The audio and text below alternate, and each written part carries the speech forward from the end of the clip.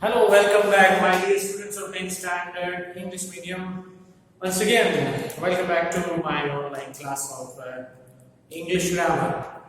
Okay, and with our ongoing study of tenses, I would just like to discuss one more tense, which is there in our sequence. Okay, and this time around, we are going to study in detail about the present perfect tense. As you can see over here, title मैंने already दे के रखा है present perfect tense और जो उसका जो necessary जो जरूरी थ्योरी है वो भी मैंने लिख के रखा है प्रेजेंट परफेक्ट टेंस। तो आज उसकी हम चर्चा करेंगे। ओके, प्रेजेंट परफेक्ट टेंस को समझना वैसे देखा जाए तो बहुत आसान है, but in a different way in case if I tell you it is little bit more complicated also. Okay, क्योंकि कई लोग इसको पास्ट टेंस के साथ कंफ्यूज करते हैं, या तो फिर मिक्सअप कर देते हैं, या तो पास्ट की जगह पे ये टेंस यूज करते हैं, या तो इसकी जगह पे पास्ट टेंस यूज कर देते हैं। ऐसा वाइसा वर्सा होता है, because in this tense basically the action occurred in the past. That's a common point between the simple past tense and present perfect tense. Present perfect tense और simple past tense में फर्क वैसे देखा जाए तो कोई नहीं है, क्योंकि दोनों टेंस में एक्शन पास्ट में हुई थी। ये दोनों टेंस का कॉमन पॉइंट है, लेकिन ग्रामेटिकल डिफरेंस है। Okay, grammatically there are two differences. Excuse me. First difference is that about the sentence formation. Sentence का फॉर्मेट जो है उसमें सिंपल पास्ट टेंस में हम सब्जेक्ट के साथ पास्ट टेंस का V2 form like the past tense form of the main verb, that's what we use. For example, we went, okay, जिसमें वी सब्जेक्ट है और वेंट जो है वो गो का पास्ट टेंस है, उस तरह से होता है। और प्रेजेंट परफेक्ट टेंस में सब्जेक्ट के साथ पास्ट टेंस फॉर्म यूज नहीं होता है। V2 की जगह पे V3 इस्तेमाल हम करते हैं, ठीक है। और सब्जेक्ट के बाद इमीडिएटली हैव या हैज आता है। हैव और has, okay, either of these two words are used as helping verbs in this tense. तो ये पहला डिफरेंस है। दूसरा डिफरेंस ये है जो कि बहुत ही वाइटल डिफरेंस है। The most vital difference is the usage of these to tenses. कि सिंपल पास्ट टेंस में हम पास्ट की घटना का ही विवरण करते हैं और प्रेजेंट परफेक्ट टेंस में भी हम पास्ट की घटना का विवरण करते हैं, लेकिन एक फर्क है। Simple past tense defines a particular time of the past. Okay, simple past tense में जो घटना का विवरण होता है तो उसमें जनरली पीछे सेंटेंस के अंत में पास्ट का समय लिखा है। For example, yesterday, last week, last month, in 2009, in 1947, in 1857, ये जो वर्ड्स हैं जो मैंने आपको एग्जांपल्स दिए, इससे पता चलता है कि पीछे जो है वो पास्ट का टाइम का रेफरेंस दिया जाता है, तभी वो सिंपल पास्ट टेंस है। जब ये पास्ट टाइम का रेफरेंस नहीं दिया जाता है, when there is indefinite past time, then we have to use present perfect tense. तो ये हुआ दूसरा डिफरेंस और सबसे वाइटल डिफरेंस। मैं उम्मीद करता हूं कि आपको पता चल गया होगा, ठीक है। बहुत आसान है वैसे देखा जाए तो। आपको ये ध्यान में नहीं रखना है कि दोनों में पास्ट की एक्शन का लाइक डिस्क्रिप्शन होता है तो फिर कौन सा टेंस यूज करें, ऐसा कंफ्यूजन नहीं रखना है। अगर कंफ्यूजन आता है तो एक ही पॉइंट याद रखो कि in case if you want to mention the past time, then use simple past tense. In case if you do not want to mention the past time, then use present perfect tense. Okay, दूसरे शब्दों में हम ये भी कह सकते हैं कि in case if the past time is more important than the past action itself, then it is preferred to use simple past tense. Okay, action से ज्यादा अगर पास्ट का टाइम जो है वो ज्यादा इंपॉर्टेंट है, या तो फिर उसको कुछ भी हो लेकिन उसको इंपॉर्टेंस देना है, सेंटेंस में उसको मेंशन करना है, पीछे ठीक है, यस्टरडे, लास्ट वीक, उस तरह से, तो फिर सिंपल पास्ट टेंस का उपयोग करना चाहिए।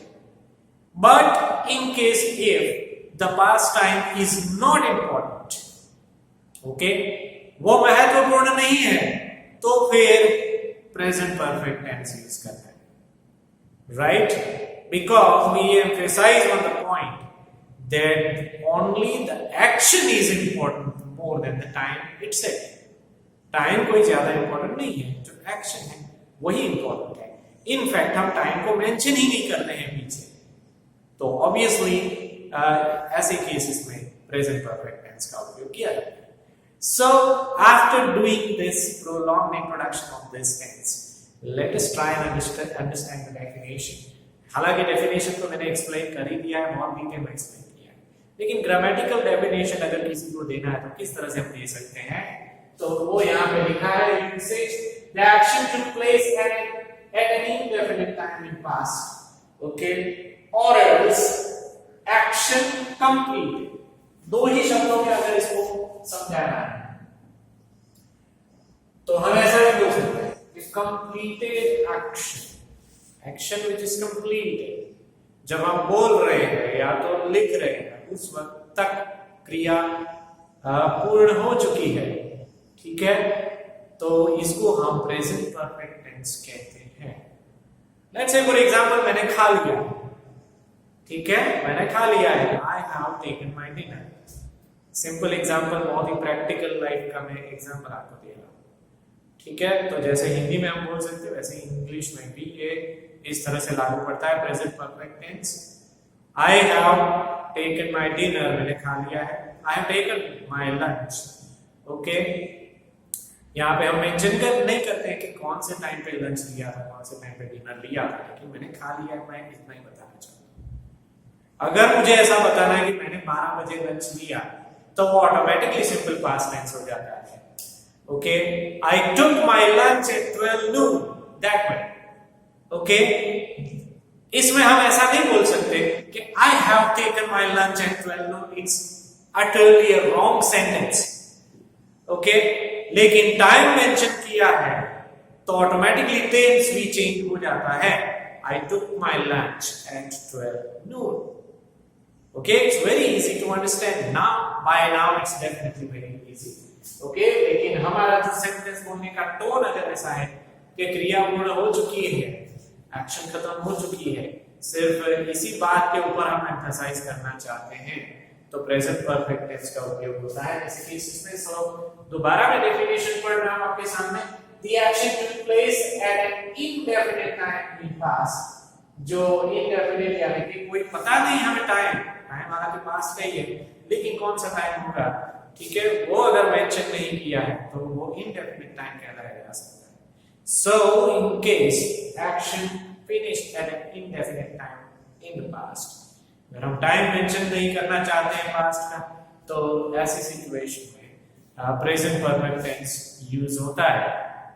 और जैसा मैंने आगे बताया आपको, अब मैं सेंटेंस फॉर्मेशन के बारे में आपको बता दूं कि सब्जेक्ट के साथ है और हैज इस्तेमाल होता है, जिसको मैं हेल्पिंग वर्ब कहूंगा, right. Subject is immediately followed with have or has, which is the helping verb of the sentence, and it is also followed with the main verb। याद रखना है आपको एक शॉर्ट की कि कोई भी परफेक्ट टेंस में मेन वर्ब जो है वो V3 होता है। V3 का मतलब होता है पास्ट पार्टिसिपल, ओके, वर्ब का तीसरा फॉर्म। रिमेंबर दिस, टेंसेस का जब मैं इंट्रोडक्शन दे रहा था तो शुरुआत में ही मैंने आपको समझाया था कि कोई भी वर्ब होता है, कोई भी एक्शन वर्ब होता है, उसके 3 फॉर्म्स होते हैं। V1 which is a present tense, V2 which is past tense, and V3 which is past participle। V1 is obviously used in the present tense, okay, V2 is used in the simple past tense, and V3 is used in all the perfect tenses, चाहे वो present perfect tense है, फिर आगे हम पढ़ेंगे past perfect tense और future perfect tense भी। तो ये सारे परफेक्ट टेंसेस में हमेशा V3 यूज होता है, ये दिमाग में फिक्स कर लीजिए। इट्स अ शॉर्ट की टू रिमेंबर कि जैसे कंटिन्यूअस टेंस में हम आईएनजी वाला वर्ब यूज करते हैं, गोइंग, प्लेइंग, स्लीपिंग वगैरह, ठीक है, तो वैसे ही present perfect tense, past perfect tense और फ्यूचर परफेक्ट टेंस में वर्ब का V3 फॉर्म यूज होता है। अब अगर इसको एग्जांपल से बताना है तो मैं इस तरह से बोल सकता हूं कि go is V1, went is V2 and gone is V3। तो ये gone जो है V3 फॉर्म, उसकी हम यहां पे बात कर रहे हैं।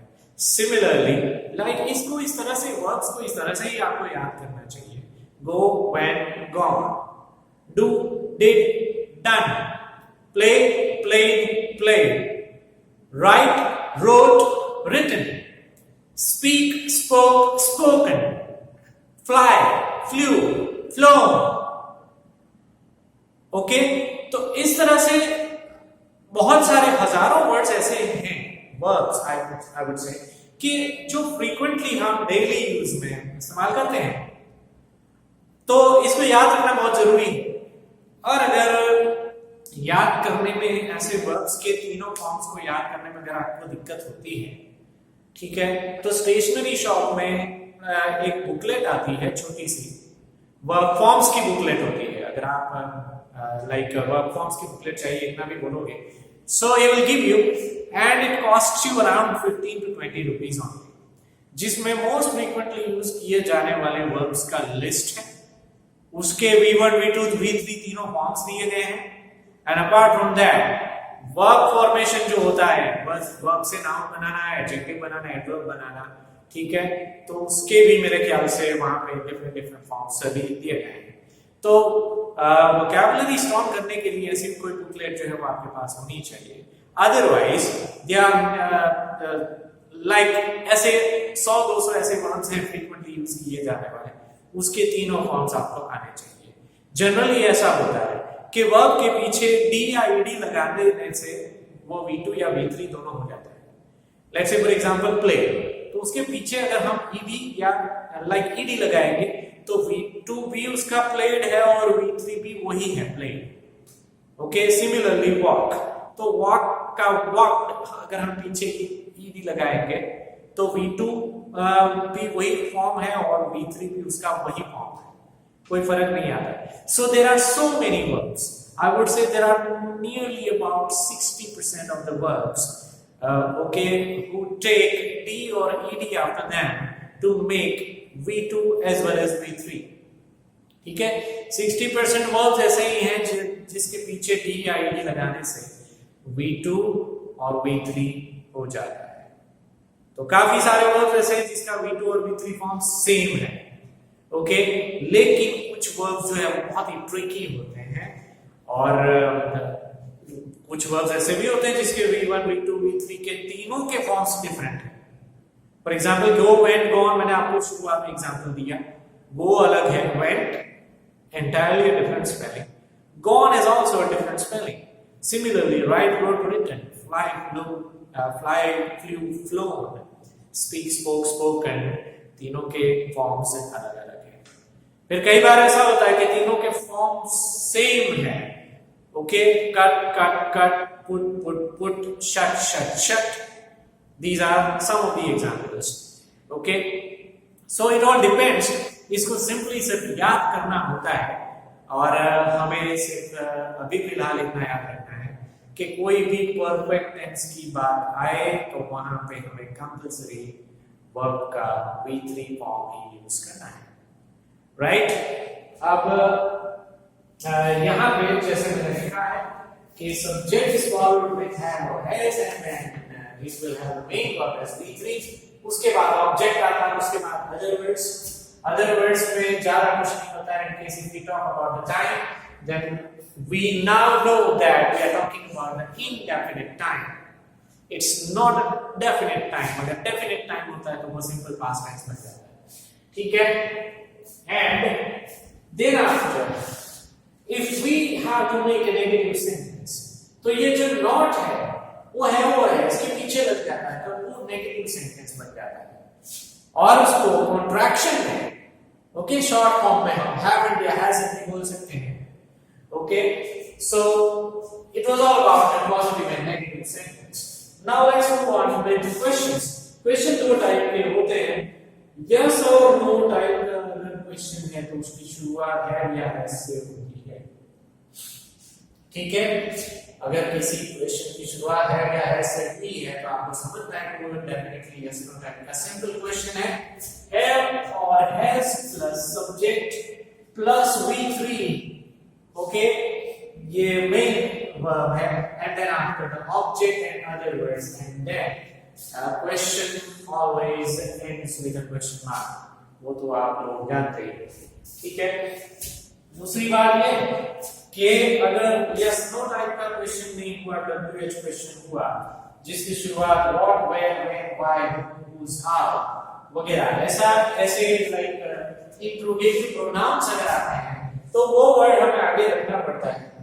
In the beginning of that question, we need to apply that word what, where, when, why, who, whose, which, how much, how many, how far, how long, etc. So such words we have to apply at the beginning of the question, and then the remaining structure of the question is the same as I told you about the yes or question. Okay, तो ये question का भी structure हो गया। उसके बाद यहाँ पे मैंने दो एग्जाम्पल लिखे जिससे हमें पता चलेगा कि बेसिकली पास्ट टेंस और प्रेजेंट परफेक्ट टेंस में फर्क क्या है, ग्रामेटिकली क्या डिफरेंस है। Okay, so for the past tense I have written one sentence, I bought some clothes last Sunday. Please read it carefully. अगर ये वीडियो आप बड़े स्क्रीन के ऊपर देख रहे हो, कंप्यूटर स्क्रीन के ऊपर देख रहे हो, तो ये राइटिंग जो है वो बहुत ही आराम से आप उसको पढ़ सकते हो। But in case if you are watching this video on a mobile, then you probably might not be able to read what I have written. So that's why I'm very clearly saying the sentence, reading the sentence in front of you, reading it for the second time. So listen to it very carefully. कि past tense का example है ये, I bought some clothes last Sunday. ठीक है, sentence का ending जो हुआ है वो लास्ट संडे से हुआ है कि मैंने लास्ट संडे को कुछ कपड़े खरीदे थे। तो ये लास्ट संडे यहाँ पे वाइटल वर्ड है because it is basically a definite past time. तो जहां पे डेफिनेट पास्ट टाइम हमें मेंशन करना है तो वहां पे सिंपल पास्ट टेंस का इस्तेमाल करना चाहिए। ओके, वही चीज मैं आपको आगे बताया हूं, आप एग्जांपल के साथ बता रहा हूं वापस। Okay, but in case if that definite time of the past is not there, okay, then we have to use the present perfect tense. Okay, उसी क्रिया को मैंने कुछ अलग ढंग से, अलग टोन से मैंने आपके सामने रखा है, आपके सामने लिखा है। ओके, जिसमें मैंने ये लिखा है प्रेजेंट परफेक्ट टेंस को यूज करके, I have bought some clothes. Okay, I have bought some clothes, इसका मतलब ये है कि मैंने कुछ कपड़े खरीदे हैं। अब मैं ये नहीं कहना चाह रहा हूं कि कब खरीदे थे। When I'm saying this sentence, for me, the past time is not at all important. That's why I'm not mentioning it at all. Okay? For me, in case if the action is more important than the time, then obviously I'm going to be making use of present perfect tense. यहाँ पे मेरा tone ये भी है कि the said action is completed. जो action है बता रहा हूं, ठीक है, वो कंप्लीट हो गई और उसका असर अभी भी चल रहा है। लेट्स से फॉर एग्जांपल, मैंने खाना खा लिया है, इसका मतलब मेरा पेट भरा हुआ है, मुझे भूख नहीं है, ऐसा मैं शायद बोलना चाहता हूं। ठीक है, so I have already taken my food, I have already taken my dinner, it means I am no longer hungry. Okay, कई बार हम ऐसा भी बोलते हैं कि ये मूवी मैंने 2 बार देखा है, ये मूवी मैंने देखा है, ये मूवी ऑलरेडी मैं देख चुका हूं। इसका मतलब मैं उसका स्टोरी जानता हूं, I am no longer interested to watch this movie again baby. Okay, so I have already seen this movie. तो टोन उसका साफ है। कब देखा था, that is not important, but what I am trying to tell you is this action has occurred. Okay, तो ऐसी situation में जहां पे टाइम इंपॉर्टेंट नहीं है, टाइम इंडेफिनिट है, ठीक है, सिर्फ हम इतना ही बताना चाह रहे हैं कि क्रिया हो चुकी है और उसका असर अभी भी चल रहा है, तो ऐसे केसेस में हम प्रेजेंट परफेक्ट टेंस का इस्तेमाल करते हैं। We have some more examples over here जहां पे प्रेजेंट परफेक्ट टेंस को ही मेंशन किया है। Okay, so present perfect tense, some examples, practical example है, जितना हो सके उतना इजी और प्रैक्टिकल एग्जांपल्स मैंने देने का कोशिश किया है ताकि आपको भी समझ में आए। एक चीज आपको याद रखना है कि कोई भी टेंस का लाइक जो थ्योरी है उसको एक्सप्लेन करने के बाद, उसके एग्जांपल समझने के बाद, ये वीडियो खत्म हो जाने के बाद आपको भी खुद अपने एग्जांपल्स बनाने हैं। Just as exactly as what I am doing, you also have to do the same so that your study is permanently consolidated. ठीक है, आपका स्टडी कंसोलिडेट हो जाए, आपको हमेशा के लिए ये सारी चीजें याद रहे। इसलिए थोड़ा सा ये इनिशिएटिव लेना भी बहुत जरूरी है कि खुद एग्जाम्पल बनाइए, आप अपने खुद के बनाइए, तो हमेशा के लिए आपको ये सारी चीजें याद रह जाएंगी। तो आइए अब हम एग्जाम्पल पढ़ते हैं। ठीक है, सबसे पहला एग्जाम्पल है I have seen this movie twice. जो रिसेंटली मैंने एग्जाम्पल दिया उसका बेसिकली वही एग्जाम्पल है कि ये मूवी मैं 2 बार देख चुका हूं। कब देखा था पास्ट में वो मैं नहीं बता रहा हूं, ठीक है, it is not important in the context of saying this sentence. What is more important is the fact that this movie, okay, ये मूवी जो है वो मैंने 2 बार देख लिया है। ठीक है, तो मतलब है कि ये मूवी के बारे में सारी चीजें मैं जानता हूं, उसका स्टोरी मुझे पता है, और probably I'm not interested to watch this movie again, probably, okay, ऐसा मेरा कहना है। So सेंटेंस फॉर्मेशन के मुताबिक हम जा रहे हैं, सब्जेक्ट आई है, उसके बाद ये हेल्पिंग वर्ब है और हैज, और ये सीन जो है that is V3 form of the verb see. Okay, see, saw, seen ऐसे होता है। See is the present tense form, saw is the past tense V2, and then seen is V3. See, saw, seen ऐसे होता है। So in perfect tense we can use that form. Second example, she has already left. Okay, she के बाद मैंने helping verb यहाँ पे has use किया है, have use नहीं कर सकते हम यहाँ पे। उसका कारण ये है, शायद आपको पता ही होगा, लेकिन फिर भी मैं क्लैरिफाई कर दूं कि in case of the third person singular subject, okay, third person singular subject अगर होता है ही, शी या इट, या तो कोई भी सिंगुलर पर्सन का नाम अगर आता है, ठीक है, तो वहां पे हैव की जगह पे हैज यूज करना कंपलसरी है। बाकी सारे सब्जेक्ट के साथ हैव आएगा, but in case of the third person singular subject, he, she or it or any person's name, for example Rohan has, okay, Mr. Sharma has, ठीक है, ऐसे किसी का नाम आएगा तो उसके पीछे डेफिनेटली has लगेगा। तो वही फर्क है have और has। So she has already left, और ये already एक एक्स्ट्रा एक एडवर्ब मैं इसको बोल सकता हूं, ठीक है। वर्ब के बारे में अगर हमें ज्यादा जानकारी देने वाला वर्ड चाहिए तो in some cases we can use such words as already और जस्ट, ओके।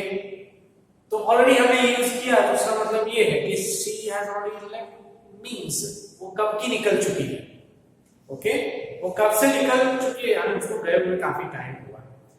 वो चीज को एम्फसाइज करने के लिए ऑलरेडी यूज करते हैं। वो अभी अभी गई ऐसा मुझे बोलना है तो ऑलरेडी को रिप्लेस करके मैं जस्ट यूज कर सकता हूं। She has just left, the train has just left, okay, कि अभी अभी ट्रेन निकल चुकी है, जस्ट अभी अभी। तो ये जस्ट और ऑलरेडी के बीच में फर्क है, फ्रीक्वेंटली इस टेंस में यूज करते हैं, राइट।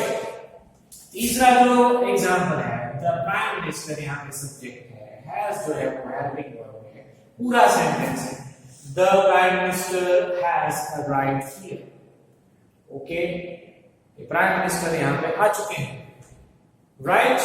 सो अराइव जो है that is the V3 form of the verb arrive, right. Here जो है वो ऑब्जेक्ट, ऊपर वाला सेंटेंस में लेफ्ट जो है वो V3 है,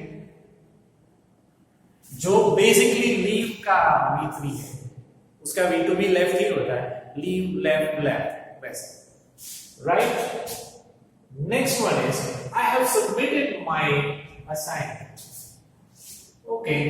तो यहां पे आई सब्जेक्ट है, हैव और has is the helping verb as usual, this is the V3 form, okay और इसको लाइन B3 बनाने के लिए जो सबमिट होता है मेन वर्ब सबमिट, ओके उसमें एक ही टी होता है, और V2 V3 बनाने के लिए डबल टी हो जाता है पीछे और उसके बाद ईडी लिखा जाता है। तो स्पेलिंग का एक रूल है ये कि लाइक कई बार कुछ स्पेलिंग ऐसे होते हैं कि अगर वो स्पेलिंग कॉन्सोनेंट से एंड होते हैं और उसके पीछे ईडी लगाना है तो लास्ट वाला कॉन्सोनेंट जो है वो डबल हो जाता है और उसके बाद ही हम ईडी लगा सकते हैं। लेकिन ये सारे स्पेलिंग को रूल्स को याद करने से बेहतर यही है कि स्पेलिंग को अगर फ्रीक्वेंटली हम लिखते रहेंगे तो वैसे ही हमें याद रह जाते हैं। Okay so I have submitted my assignment, इसका मतलब ये है कि मैंने अपना असाइनमेंट सबमिट करा लिया है या तो मैं अपना असाइनमेंट सबमिट कर चुका हूं। ठीक है, अब बीच बीच में मैं आपको बताता रहूंगा कि अगर इसी सेंटेंस को मुझे कुछ अलग ढंग से बोलना है कि मैंने परसों अपना असाइनमेंट सबमिट कराया था तो उसको मैं सिंपल पास्ट टेंस में बोलूंगा, I submitted my assignment day before yesterday. Okay, क्योंकि यहाँ पे मैं टाइम मेंशन कर रहा हूँ, जबकि यहाँ पे प्रेजेंट परफेक्ट टेंस की अगर बात है तो वहां पे टाइम का कोई जिक्र नहीं किया है। Okay, moving on, we have not told him anything yet, ये नेगेटिव सेंटेंस है। Okay, so subject is we and this is the helping verb, और ये नॉट नेगेटिव सेंटेंस है, ऐसा एम्फसाइज करने के लिए हमने नॉट लिखा है, और ये टोल्ड जो है that is the V3 form of the main verb tell, told, tell यानी कि कहना, किसी को कुछ कहना, उसके लिए हम tell वो वर्ब का इस्तेमाल करते हैं। ओके, दूसरा V3 told होता है, so we have not told him anything yet, ये object anything yet, these are extra words, other words at the end of the sentence. We don't have any specific time of the past. Okay, now some questions, the example of some questions we are going to see now. Have you seen the Taj Mahal? Yes no वाला question है, और उसके बाद वाला जो question है वो भी yes no वाला question है। Has she got a new job? दोनों सेंटेंस को एनालाइज करते हैं थोड़ा सा। yes no वाला question है, इसलिए है से शुरुआत हुई है, ये helping verb है, has be helping verb है, यहाँ पे you जो है वो subject है, she is the subject over here, okay, और seen जो है that is the V3 form, okay, और यहाँ पे got जो है वो get का V3 है, get got। Similarly, see saw seen, this verb has already come in the first example, okay, और यहाँ पे the Taj Mahal is the object. Similarly, a new job is the object over here, and both these questions are yes no type questions. दोनों question जो है उसका answer yes या no ही आ सकता है। In case if we ask, have you seen the Taj Mahal? Yes, I have, or yes, no, I haven't. Similarly, has she got a new job? Yes, she has, or else no, she hasn't. Okay, moving on. अगर yes no question नहीं है, ठीक है, तो WH question उसको हम कह सकते हैं, और वहां पे फॉर्मेट सेम रहेगा, सिर्फ वो WH वर्ड जो हमें आगे लगाना होता है as a WH pronoun, we have to place that WH word at the beginning of the sentence.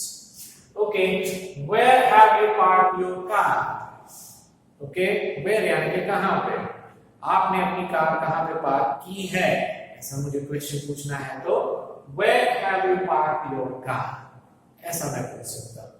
Similarly, कुछ क्वेश्चन जो है वो नेगेटिव भी हो सकते हैं, why haven't you done your homework, आपने अपना होमवर्क जो है वो क्यों नहीं किया, ये एक तरह से देखा जाए नेगेटिव क्वेश्चन है। ओके, क्योंकि have के साथ not लिखा है और उसको मैंने कंट्रैक्शन लिखा है, why have you not done your homework, ऐसा भी मैं कह सकता हूँ, both are correct actually, इसमें कोई गलत नहीं है, लेकिन it's better to use a contraction, especially in spoken English language.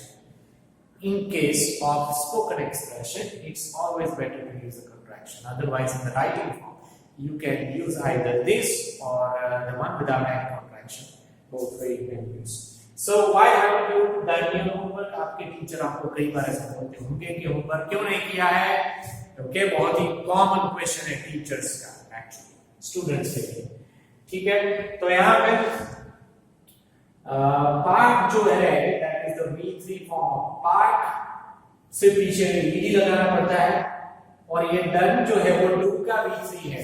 do did done वैसे do is present tense, did is past tense and done is the past participle। V3 को हम grammatical language में past participle भी कह सकते हैं, remember this। Okay, जो present tense होता है V1 उसको हम base form कहते हैं, base form या तो present tense भी कह सकते हैं। ओके, जो second form है V2 form is known as past tense form also and third form, ठीक है, उसको हम past participle कह सकते हैं। So these are the grammatical concepts for you. So done is the V3 form of did, do, did, done, that way. Your homework, your car, respectively, are the objects for both the sentences. Okay, and the final example, the last example is how many questions have you finished? इसमें how many जो है वो WH question है and how many questions. So questions obviously is the subject of the sentence. Okay, यहाँ पे ये question जो है वो subject है, यहाँ पे you subject है, यहाँ पे you subject है, right? And have or has is the helping verb. Okay, और यहाँ पे दूसरा subject जो है वो उसको हम secondary subject भी कह सकते हैं। Okay, और finished basically is the main verb।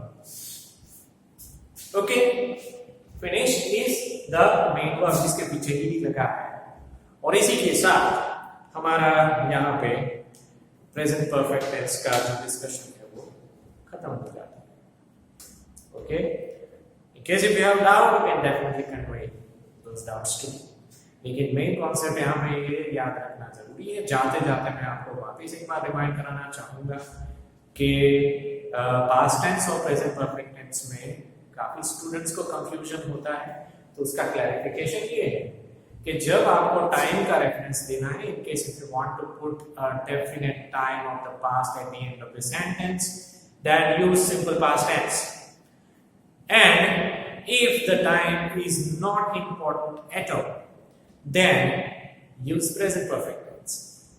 Okay, with this summary my lecture is getting over here. In case if you have any doubt regarding this things or for that matter any things, okay, you can convey your doubts in the comment section or else you can DM me, you can direct message me on WhatsApp also, right?